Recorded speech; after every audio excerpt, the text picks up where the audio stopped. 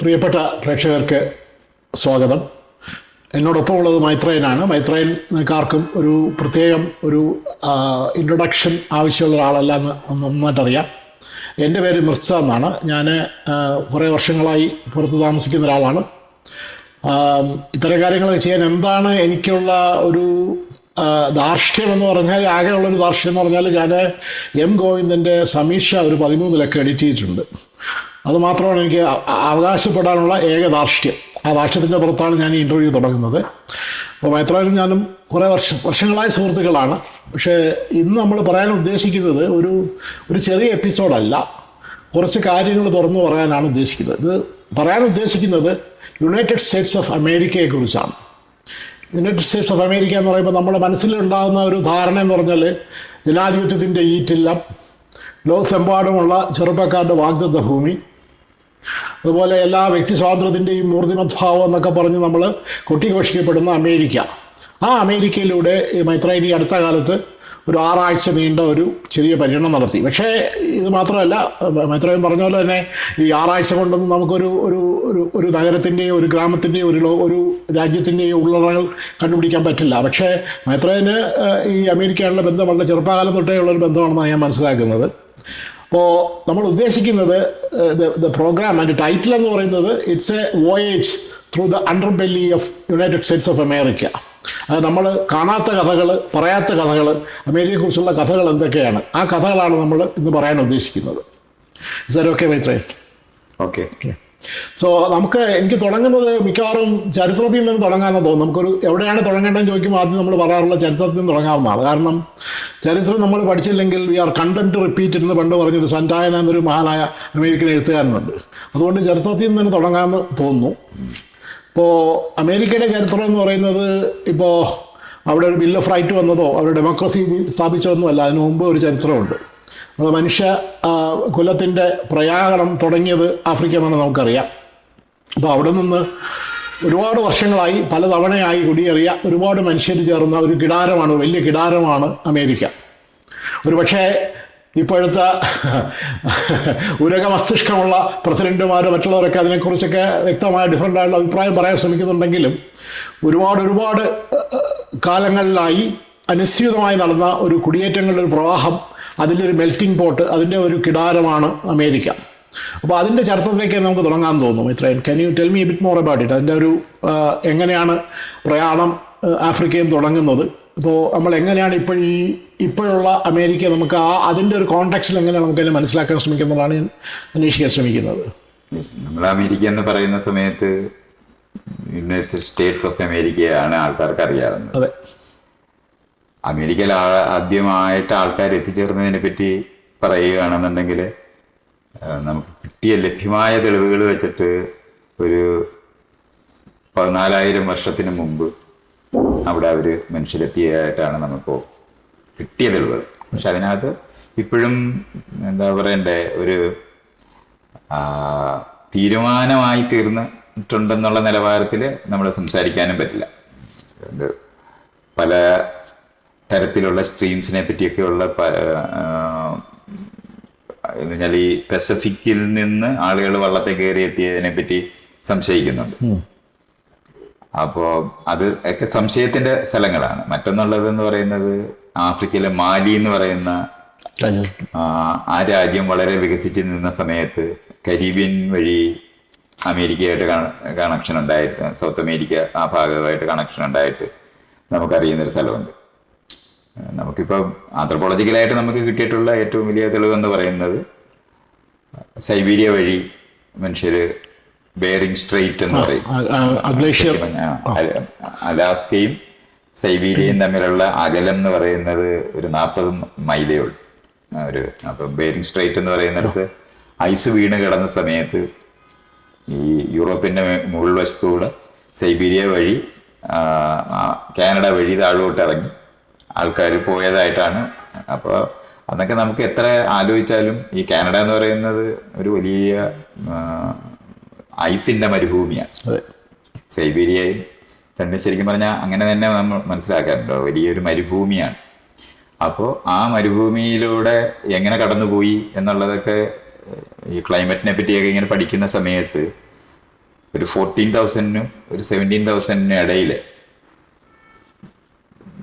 അതിനാൽ BCE കണക്ക് കൂട്ടിയിട്ട് അവരിങ്ങനെ കാണുന്നുണ്ട്. ആ സമയത്ത് ഒരു വാം പീരീഡ് കുറേ നാളുണ്ടായിട്ടുണ്ടായിരുന്നു.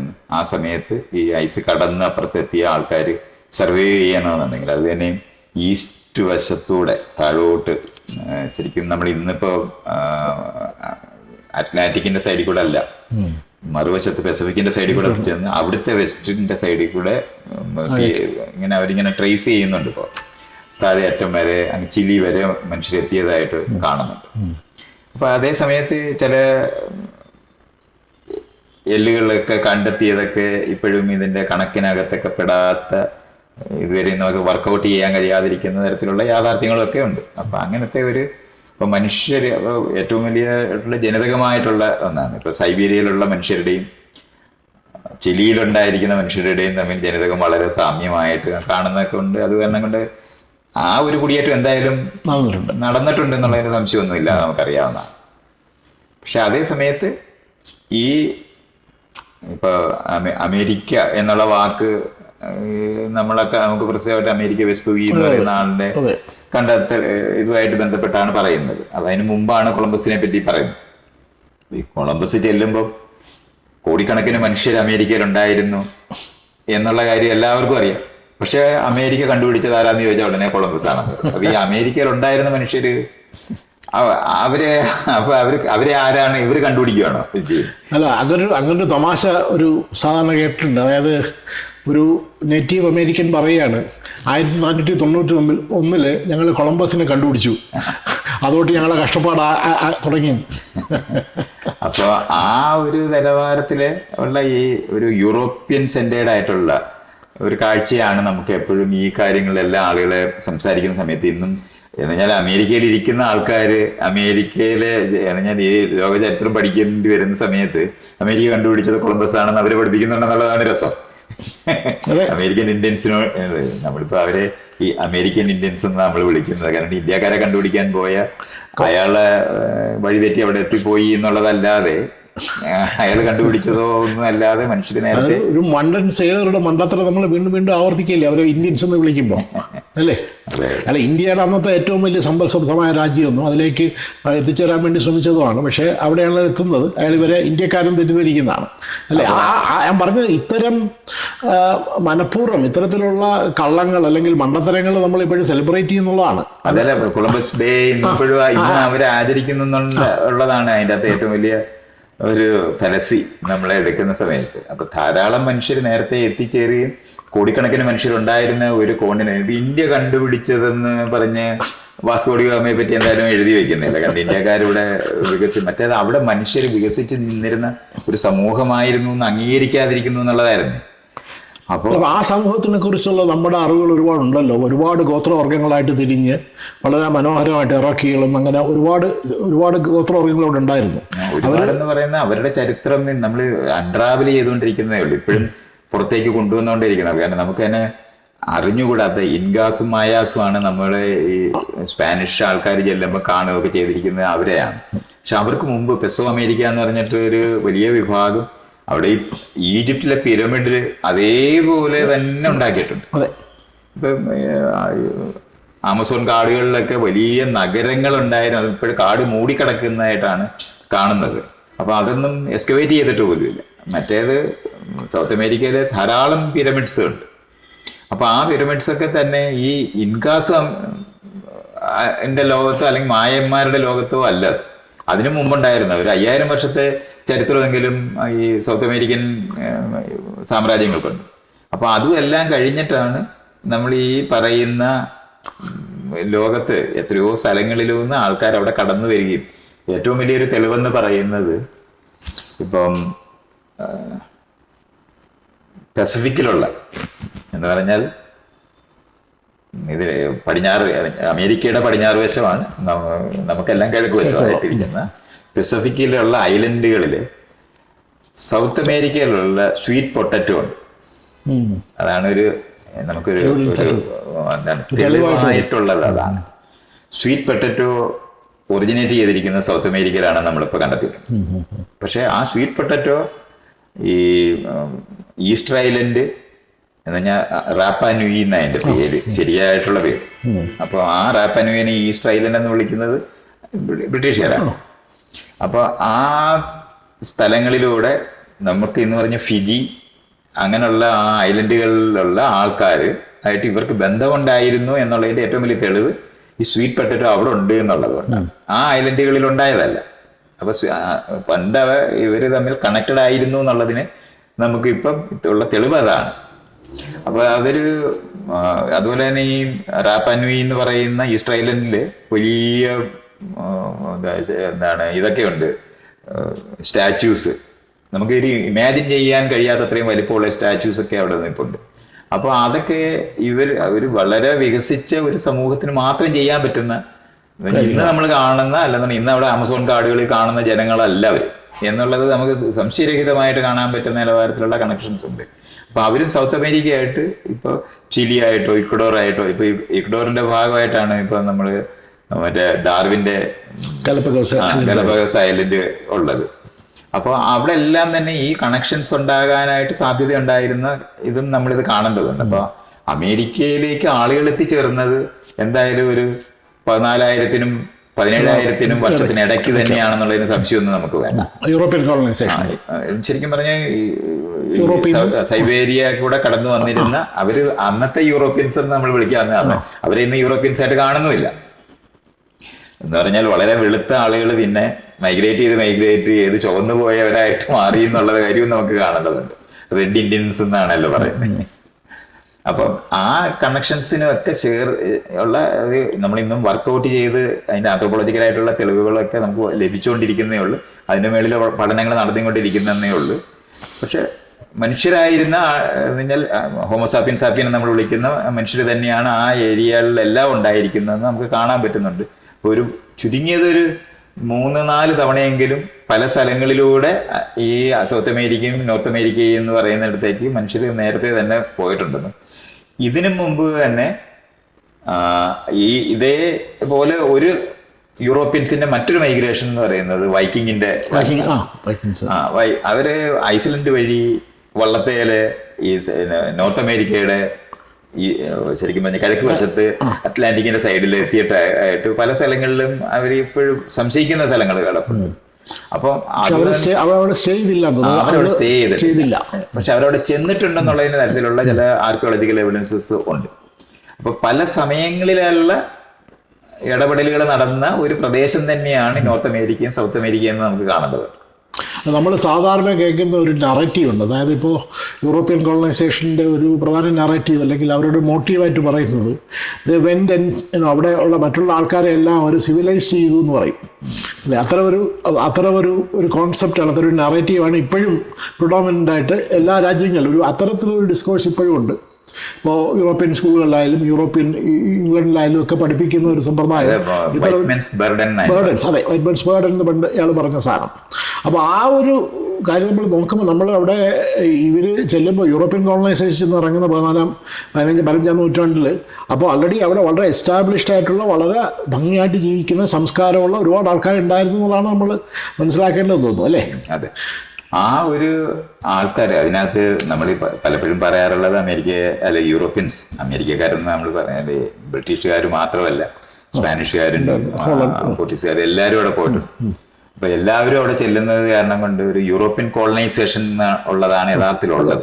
അത് തന്നെ സൗത്ത് അമേരിക്കയിലോട്ട് സ്പാനിഷ് ആൾക്കാരാണ് ഏറ്റവും കൂടുതൽ പോവുകയും പോർച്ചുഗീസുകാരും പോയിട്ടുണ്ട്. അത് കാരണം കൊണ്ട് ബ്രസീലിലെ അവരുടെ ഭാഷ പോർച്ചുഗീസാണ്. അപ്പൊ അങ്ങനെയൊക്കെയുള്ള കണക്ഷൻസ് മുഴുവനും നമ്മൾ കാണേണ്ടതുണ്ട്. അപ്പൊ ഇവര് ചെല്ലുന്ന സമയത്ത് ശരിക്കും പറഞ്ഞാൽ മായാസും ഇൻകാസും ആയിരുന്നു. പിന്നെ നോർത്ത് അമേരിക്കയിലെ 100 കണക്കിന് ട്രൈബ്സ് ഉണ്ട്. ആ ട്രൈബൊക്കെ തീരെ ചെറിയ ഗ്രൂപ്പൊന്നും അല്ലായിരുന്നു. അപ്പൊ ആ സ്ഥലത്ത് ഇപ്പൊ ജാരഡ് ഡയമണ്ടിന്റെ ഇത് പുസ്തകത്തിനകത്ത് നമുക്ക് കാണുകയാണെന്നുണ്ടെങ്കിൽ അവരെ വെടിവെച്ച് കൊല്ലുന്നതിനേക്കാളും കൂടുതൽ ഇവിടുന്ന് സ്മാൾ പോക്സ് കൊടുത്തിട്ടാണ്.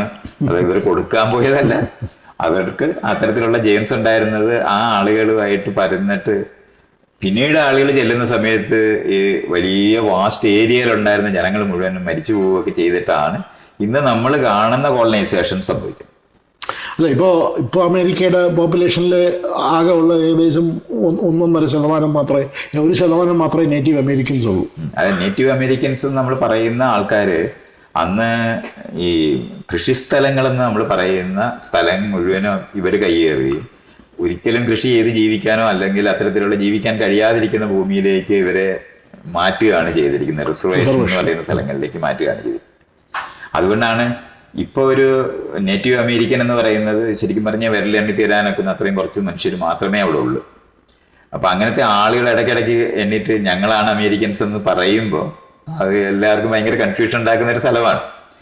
പക്ഷേ ഏറ്റവും രസം എന്ന് പറഞ്ഞാൽ ഇപ്പം നടക്കുന്ന മൈഗ്രേഷനകത്ത് അങ്ങനെ മൈഗ്രേറ്റ് ചെയ്യാൻ പറ്റത്തോടെ വേലി കെട്ടിത്തിരിക്കുന്നതിനെ പറ്റിയൊക്കെ നമ്മളൊക്കെ പറയുമ്പോൾ നമ്മളിങ്ങനെ ഈ അമേരിക്ക ഉണ്ടായത് എങ്ങനെയാണെന്ന് തീരെ ആലോചിക്കാതാണ് ആ മേഖലകളൊക്കെ ആൾക്കാർ സംസാരിക്കുകയൊക്കെ ചെയ്യുന്നത്. അതാണ് എനിക്ക് പ്രധാനമായിട്ട്, അതുകൊണ്ടാണ് ഞാൻ ഹിസ്റ്ററിയിലേക്ക് പോകാനുള്ള പ്രധാന കാരണം അതാണ്. നമ്മൾ ഓരോ തവണയും ഇപ്പോൾ യൂറോപ്പിൽ നിന്നുള്ള കോളനൈസേഴ്സ് വരുന്നുണ്ട്. അപ്പോൾ അതിനകത്ത് പലതരത്തിലുള്ള ആൾക്കാരുണ്ടെന്നാണ് ഞാൻ മനസ്സിലാക്കുന്നത്. എസ്പെഷ്യലി ഇപ്പം ഇംഗ്ലണ്ടിൽ നിന്ന് വരുന്ന ആൾക്കാരോ അല്ലെങ്കിൽ സ്കോട്ട്ലൻഡിൽ നിന്ന് വരുന്ന ആൾക്കാരോ അതിന് പലരും പല കാരണങ്ങളിലാണ് വരുന്നത്. ചിലരൊക്കെ ഈ പെറുക്കികളായിട്ട് നടന്ന എംബോക്കികൾ, വേറെ എന്തെങ്കിലും കൊള്ളാത്ത ആൾക്കാരവിടെ എത്തുന്നുണ്ട്. കുറച്ച് ക്രിമിനലായുള്ള ആൾക്കാരവിടെ എത്തുന്നുണ്ട്. അപ്പം അങ്ങനെയുള്ള പല തരത്തിലുള്ള ലേയേഴ്സ് ഓഫ് ഒരു കോളനൈസേഷൻ അവിടെ നടന്നിട്ടുണ്ട്. ഇല്ല, ഇപ്പോൾ കൊളംബസിൻ്റെ അറിയാമല്ലോ, കൊളംബസിനെ തന്നെ അയാളുടെ കുറ്റകൃത്യങ്ങൾ കാരണം തിരിച്ചയക്കേണ്ട അവസ്ഥയൊക്കെ വന്നിട്ടുണ്ടല്ലോ. അയാളുടെ ഹിസ്റ്ററി എങ്ങനെയാണ്? നമ്മൾ ആ നിലവാരത്തിലെ ആളുകളെ എന്ന് പറഞ്ഞാൽ ഈ യൂറോപ്പിലുള്ള ആളുകളെല്ലാവരും ഒരേപോലെ ധനവാന്മാരായിരുന്ന ആൾക്കാർ പോയി എന്നുള്ള നിലവാരത്തിൽ പറയുന്നത് കൊണ്ടാണ് നമ്മൾ ഇങ്ങനെയുള്ള വാക്കുകളൊക്കെ പറയേണ്ടി വരുന്നത്. നമ്മൾ മനസ്സിലാക്കാനുള്ളത് കുടിയേറ്റങ്ങൾ നടന്നിരുന്നു. ശരിക്കും പറഞ്ഞാൽ യൂറോപ്പിനകത്ത് കൃഷി സമൂഹം ഉണ്ടാകുകയും കൃഷി വികസിക്കുകയും ധാരാളം മനുഷ്യരുണ്ടായ സമയത്ത് യഥാർത്ഥത്തിൽ മനുഷ്യർക്ക് ജീവിക്കാൻ കഴിയാതിരിക്കുന്ന ഒരു വശവും കൂടെ അതിനുണ്ട്. അവിടെ തന്നെ ജീവിച്ച് അപ്പം കപ്പലിനകത്ത് ആളുകളെ വിളിച്ചിട്ട് കയറി വരാനായിട്ട് പറയുമ്പോൾ ഈ ദാരിദ്ര്യം കൊണ്ട് മുഴുത്ത ആളുകളാണ് ആ കപ്പലിന്റെ ബാക്കിയുള്ള ഡെക്കിനകത്ത് താമസിക്കുന്നവർ മുഴുവനും ഈ ദരിദ്രരായ മനുഷ്യരാണ്. അവരെ ഉപയോഗിച്ചിട്ടാണ് കോളനൈസേഷന്റെ എല്ലാ സമയത്തും താഴെത്തട്ടിലുള്ള ആൾക്കാരെന്ന് പറഞ്ഞാൽ ദരിദ്രരായ മനുഷ്യർ തന്നെ. അപ്പൊ ദരിദ്രരായ യൂറോപ്യൻസിനെ പറ്റി ആരും ചർച്ച ചെയ്യാറില്ല. പക്ഷെ അവരാണ് ഈ കപ്പലിനകത്ത് ഉള്ള ലേമാൻ വർക്ക് മുഴുവൻ ചെയ്തിരുന്നത്. അപ്പൊ അങ്ങനെ ആയതുകൊണ്ട് പലതരത്തിലുള്ള മനുഷ്യർ എത്തിച്ചേർന്നു എന്നുള്ള കാര്യത്തിൽ സംശയമൊന്നും വേണ്ട. മാത്രമല്ല ആദ്യം ഇപ്പം ഓസ്ട്രേലിയയിലായിട്ട് ആളുകളെ ശിക്ഷിച്ചവർ, യൂറോപ്പിൽ ശിക്ഷിക്കപ്പെട്ടവരെ അങ്ങോട്ട് അയച്ചിരുന്നു എന്നുള്ള കാര്യമുണ്ട്. പക്ഷെ നമ്മൾ അത് വേറൊരു ഡിസ്കോഴ്സാണ്. നമ്മൾ ഇതിനകത്ത് നമ്മൾ ഈ സംസാരിക്കുന്ന വിഷയത്തിനകത്തല്ല അത് ചെയ്യേണ്ടത്. അതുകൊണ്ട് ഈ പറയുന്ന യൂറോപ്യൻസ് എന്ന് പറയുന്ന ആൾക്കാർ പലതരത്തിലുള്ള മനുഷ്യർ പലതരത്തിലുള്ള കാരണങ്ങൾ കൊണ്ട് അവിടെ എത്തിച്ചേർന്നു എന്നുള്ളതും ആ എത്തിച്ചേരുന്നത് മറ്റുള്ളവരെ പോലെ തന്നെ മൈഗ്രേറ്റ് ചെയ്ത് ചെന്നിരുന്നതാണ്. അല്ലാതെ അവർ മാത്രം രാജ്യം പിടിക്കാൻ ചെന്നു എന്നുള്ള, രാജ്യം പിടിക്കുന്നതൊക്കെ പിൽക്കാലത്ത് പിന്നെ സംഭവിച്ചതാണ്. കാരണം ഈ കപ്പലുമായിട്ട് ചെന്ന് അവിടെ ഉള്ള ആൾക്കാരെയൊക്കെ അവര് വെടിവെച്ച് കൊന്നും നെഗോഷിയേറ്റ് ചെയ്ത് ഭരണത്തിനകത്ത് കയറിയും ഒക്കെ പോയിട്ടുള്ളതാണ്. ധാരാളം സ്വർണമുണ്ടായിരുന്ന ഒരു സ്ഥലമാണ് ഈ സൗത്ത് അമേരിക്ക എന്നത്. അവിടെ നിന്നുള്ള സ്വത്ത് എടുത്തുകൊണ്ട് വന്നിട്ടാണ് സ്പെയിനൊക്കെ ശരിക്കും പറഞ്ഞ് ഇന്ന് നമ്മൾ കാണുന്ന സമൃദ്ധിയിൽ എത്തിച്ചേർന്നിട്ടുള്ളത്. അപ്പൊ ഇതുപോലുള്ള കാര്യങ്ങളും കൂടെ നമ്മൾ അതിനകത്ത് കാണേണ്ടതുണ്ടായിരുന്നു. അവർ വളരെ അൺഡെവലപ്ഡ് ആയിരുന്ന ഒരു സമൂഹത്തിനെ ആയിരുന്നു കൈകാര്യം ചെയ്തതെന്നുള്ള നിലവാരത്തിൽ എപ്പോഴും സംസാരിക്കും. അത് സത്യമല്ല. അത് നമുക്കിപ്പോൾ കാണാൻ കഴിയുന്നുണ്ട്.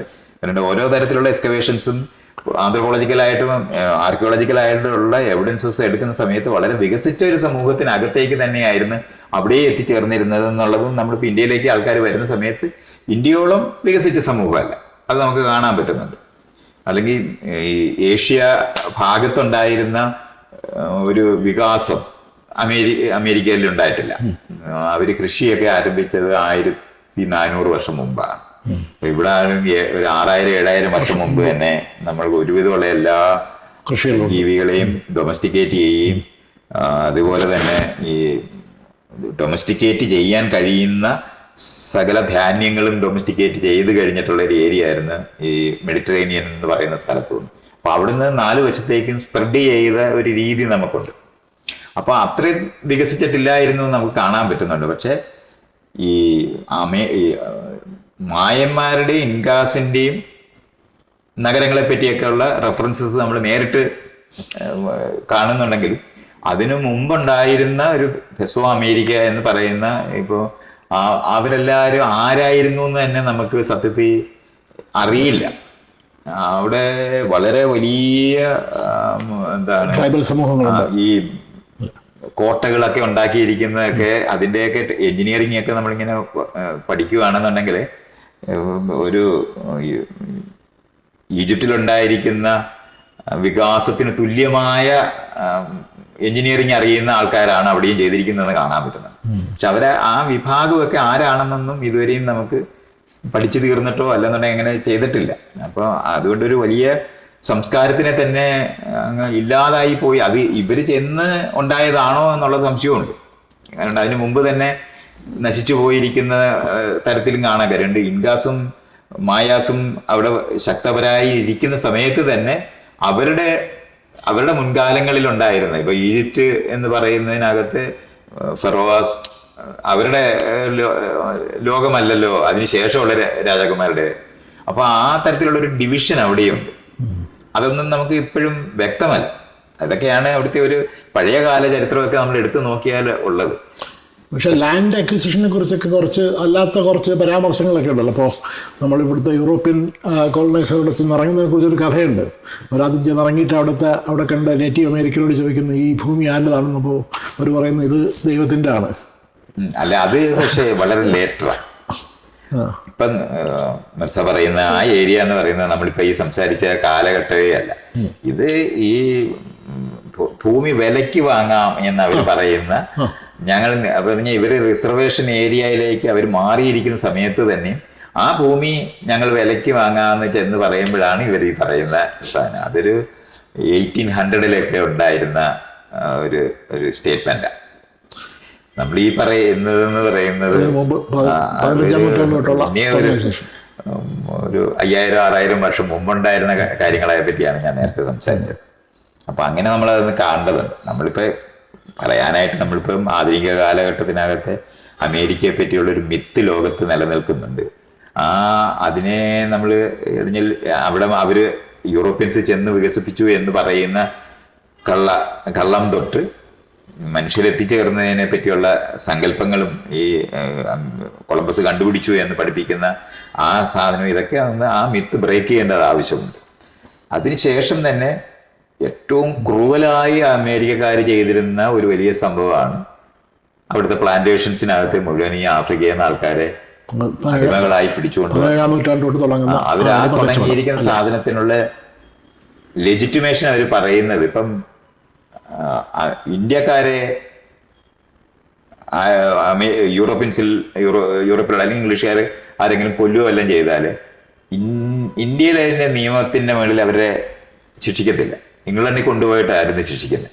അപ്പോൾ പക്ഷെ ഇന്ത്യക്കാരെ കൊന്നാൽ ഒരാളെ കൊന്നു എന്നുള്ള നിലവാരത്തിൽ അവരെ ശിക്ഷിക്കുമായിരുന്നു. പക്ഷെ ആഫ്രിക്കക്കാരെ കൊന്നാലില്ലായിരുന്നു. അവർ സബ്ഹ്യൂമൻ എന്നുള്ള നിലവാരത്തിലാണ് കാണുന്നത്. ഓസ്ട്രേലിയയിലുള്ള ആളുകളെ കൊന്നാല് കേസില്ല,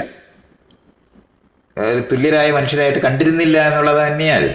അപ്പം അത് നമ്മൾ കാണേണ്ടതുണ്ട്. അപ്പം ആ നിലവാരത്തിലെ ആഫ്രിക്കയിൽ നിന്നാണ് മനുഷ്യരുണ്ടായതെന്നൊക്കെ ഉള്ള കാര്യമൊക്കെ നമ്മൾ ഇപ്പം മനസ്സിലാക്കുമ്പോഴാണ് സ്വന്തം പിതാമഹന്മാരെയാണ് ഇവന്മാർ സ്ലേവ്സ് എന്ന് വിളിച്ച് പിടിച്ചുകൊണ്ട് പോയതെന്നുള്ള കാര്യമൊക്കെ അറിയണ്ടേ. നമുക്ക് ഇമാജിൻ ചെയ്യാൻ വയ്യാത്ത അത്രയും വികസിച്ച, ഇപ്പം ഈജിപ്തിനെ പറ്റി നമ്മൾ പറയുമ്പോൾ ഈജിപ്റ്റ് ആഫ്രിക്കയിലാണെന്ന് ആൾക്കാർക്ക് തോന്നുന്നില്ല. ആഫ്രിക്ക എന്ന് പറഞ്ഞാൽ വേറെ എവിടെയോ അങ്ങനെയാണ്. അതുപോലെ തന്നെ ലോകത്തിലെ ഇതുവരെ നമുക്ക് അറിയാവുന്നതിൽ ഏറ്റവും വലിയ പണക്കാരൻ ഒരു രാജാവിനെ പറ്റി ഇന്നും സങ്കല്പിക്കുന്നതിനകത്തുള്ളത് മൻസ മൂസ എന്ന് പറയുന്ന മാലിയിലെ രാജാവ്. അപ്പം അയാളുടെ സ്വർണം അയാള് അറേബ്യയിലോട്ട് വരുന്ന സമയത്ത്, മക്ക കാണാനായിട്ട് അയാൾ വരുന്ന ആ സമയത്ത് അയാൾ ഓരോ രാജ്യങ്ങളിൽ വന്നിട്ട് അവിടെ സ്വർണം വിതരണം ചെയ്തിട്ട് ആ രാജ്യത്തിനകത്ത് എക്കോണമിക്ക് കുഴപ്പമുണ്ടായിപ്പോയായിരുന്നു. അത്രയും സ്വർണ്ണങ്ങൾ വിതരണം ചെയ്തായിരുന്നു. അപ്പോൾ അങ്ങനെയൊക്കെയുള്ള ഒരു പണമുള്ള ഒരു രാജ്യം ആഫ്രിക്കയിലുണ്ടെന്നുള്ള കാര്യം ആളുകൾ ഇതുവരെ ഇപ്പോഴും നമ്മുടെ നാട്ടിലെ ആഫ്രിക്ക എന്ന് പറഞ്ഞാൽ കുമാരനാശൻ എഴുതിയ കവിതയ്ക്കകത്ത് നരാധമന്മാരായിരിക്കുന്ന ആൾക്കാരെ തിന്നുന്ന മനുഷ്യരുണ്ടായിരുന്നു എന്ന് പറഞ്ഞിട്ട് പ്രചരിപ്പിച്ചിട്ട് അങ്ങനെ അദ്ദേഹം എഴുതി വെച്ചിട്ടുണ്ട്. കാപ്പിരിയുള്ള നാട്ടിലെന്നൊക്കെ പറഞ്ഞു. കാപ്പിരിയുള്ള നാട്ടിൽ എന്ന് പറയുമ്പം ഈ മനുഷ്യരെ തിന്നുന്ന മനുഷ്യർ എന്ന് പ്രചരിപ്പിച്ചതാണെന്ന്. കാരണം ആന്ത്രപ്പോളജി പഠിക്കുന്ന സമയത്ത് നമുക്കറിയാവുന്ന കാര്യം, മനുഷ്യരെ തിന്നിട്ടുണ്ടെന്നുണ്ടെങ്കിൽ അതിനൊരു തെളിവായിട്ട് നമുക്കൊരു 40,000 വർഷം മുമ്പ് പോകണം. അതിനുശേഷം മനുഷ്യർ തിന്നതായിട്ട് ഒരു കഥയില്ല ശരിക്കും പറഞ്ഞാൽ. അത് കഴിഞ്ഞിട്ട് ആൻസിസ്റ്ററൽ വർഷിപ്പ് എന്നുള്ള നിലവാരത്തിനകത്ത് കുരു ഒരു ഐലൻഡിലുള്ള ആൾക്കാർ അവരുടെ ആൻസിസ്റ്റേഴ്സിന്റെ ബ്രെയിൻ തിന്നുകയെന്ന് പറഞ്ഞാൽ അവരുടെ ആത്മാവും ജീവനും നമ്മൾ എടുക്കുന്നു എന്നുള്ള പറയുന്ന ഒരു റിച്വലൈസ് ചെയ്തിട്ട് തിന്നിട്ട് ഒരു രോഗം വരുന്നതാണ് ആകെ അറിയാവുന്ന. അത് തന്നെ കാനിബാളിസത്തിനകത്ത് പെടുന്നതല്ലത്, റിച്വലൈസ് ചെയ്തിട്ടുള്ള ഒരു സംഭവം മാത്രം. ഇങ്ങനെ ഉണ്ടായിരുന്ന സ്ഥലത്ത് യാതൊരു സംശയമില്ലാതെ, ഇപ്പൊ ഞാനൊക്കെ എൻ്റെ കുട്ടിക്കാലത്ത് അമേരിക്കൻ മാഗസിൻസ് ഇഷ്ടംപോലെ ഞാൻ വായിച്ചിട്ടുണ്ട്. ആ വായിക്കുന്ന സമയത്ത് അതിനകത്തെ കാർട്ടൂൺ എന്ന് പറയുന്നത്, പ്രധാന കാർട്ടൂൺ എന്ന് പറയുന്നത്, ഈ ആഫ്രിക്കൻസ് കുറെ ആൾക്കാർ ഒരുത്തനെ ഒരു കുട്ടകത്തിനകത്ത് നിർത്തി പൊരിക്കുന്ന, ഇങ്ങനെ വേവിച്ച് സൂപ്പാക്കി കുടിക്കുന്നതിനെ പറ്റിയുള്ള എത്ര കാർട്ടൂണാണെന്ന് പറയുന്ന ആ ലൈഫിനകത്തും പോസ്റ്റിനകത്തും ഉണ്ടായിരുന്നു. ഇങ്ങനൊരു സംഭവം ലോകത്ത് ഉണ്ടായിരുന്നേ ഇല്ല എന്നുള്ളതാണ് യാഥാർത്ഥ്യം. നമ്മളതൊന്ന് മനസ്സിലാക്കേണ്ടതാണ്.